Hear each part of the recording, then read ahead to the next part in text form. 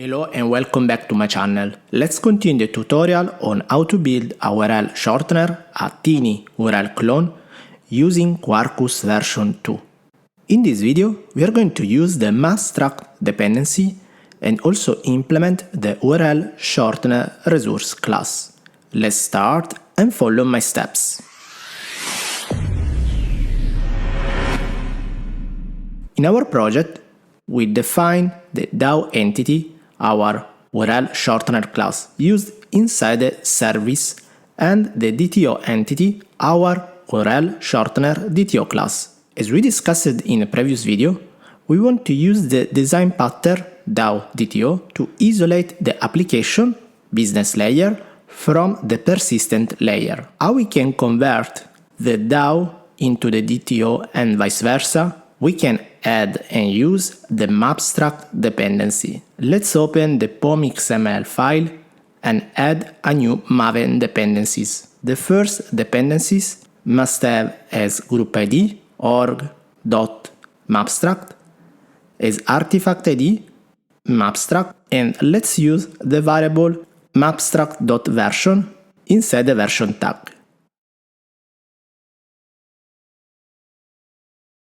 Let's add the second Maven dependency with group ID, always org.mapstruct, artifact ID, mapstruct processor, and the version mapstruct.version, but also add the scope provided.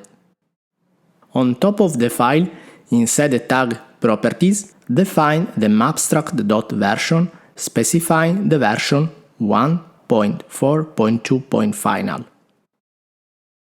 Good. Now we are ready to use Mapstruct inside our project. Inside the org.js package, create a new Java interface with the name UrlShortenerMapper.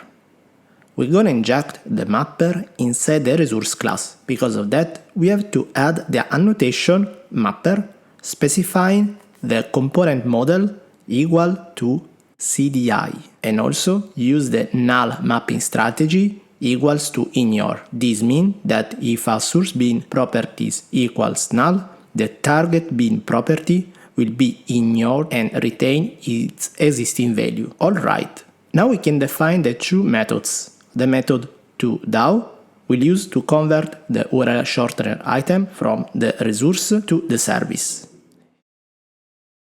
It receives a DTO object and it converts to a DAO object.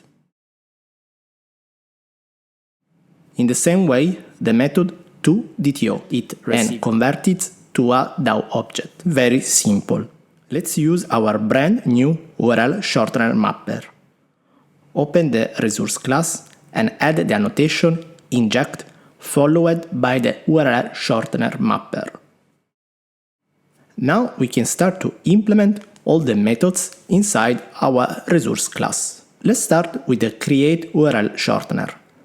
First, we're gonna check the input is not null, otherwise we will throw an URL shortener exception. In the previous video, we externalized the error messages inside the application properties file, so let's use them.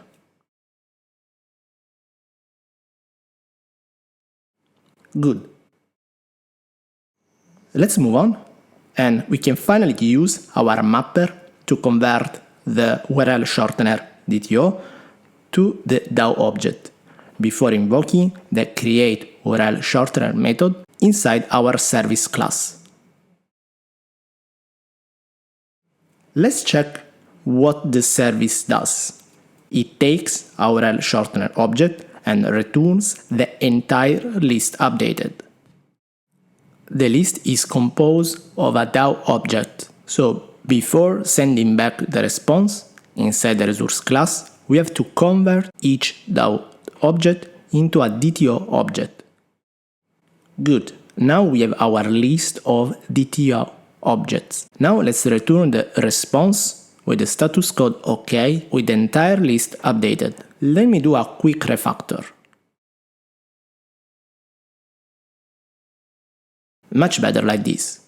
After the create URL shortener method, let's finally implement the get URL shortener. This method accepts a string alias as input and returns a JAX-RS response object. We have already implemented the business logic to get the URL from a specific alias inside the service. So now let's just type URL service.get URL shortener with alias.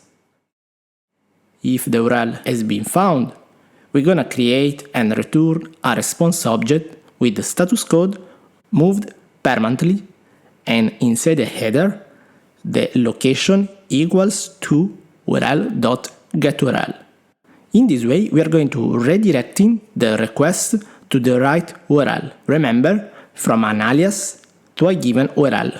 In case the URL has not been found, from that alias, return the response object with a status code not found. Very simple.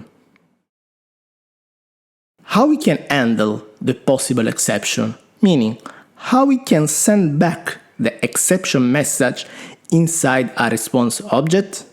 Let's discover it inside the next video, part 4. Thank you for watching this video. Subscribe to my channel to be always updated about new videos that I will upload, and see you in part 4. Bye.